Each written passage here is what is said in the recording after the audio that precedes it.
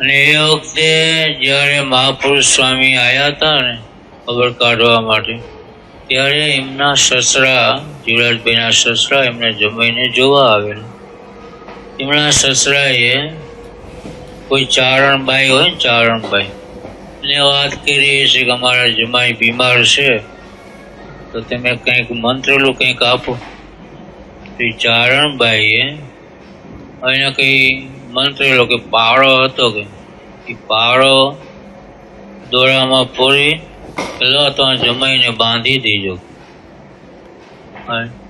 તો એ જીવરાજભાઈના ગળામાં બાંધેલો, જીવરાજભાઈને એનો ખ્યાલ નહીં. અને સ્વામિનારાયણ ભગવાન દર્શન દીધા. જીવરાજભાઈ તે જાગ્યા, ઉતા ઊંઘ તો નથી આવતી, આંખ ખોલી સ્વામિનારાયણ ભગવાન, પણ એમના ગળામાં પાળો જોયો. ચારણબાઈએ કંઈક આપ્યો હશે એમના સસરાના કહેવાથી, એમના સસરાએ પાળો બાંધેલો.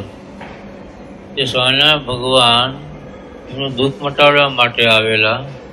તે પાછા વળી ગયા અને એમના ઘરના જ્યાં સૂતા હતા ને એમને અહીંયા દર્શન આપ્યા. અને એ વખતે એમના ઘરનાને કહે છે, અમે તો તમારા પતિનું દુઃખ મટાડવા આવ્યા હતા, પણ તમારા પતિના ગળામાં તો પાળો હતો કંઠી સાથે.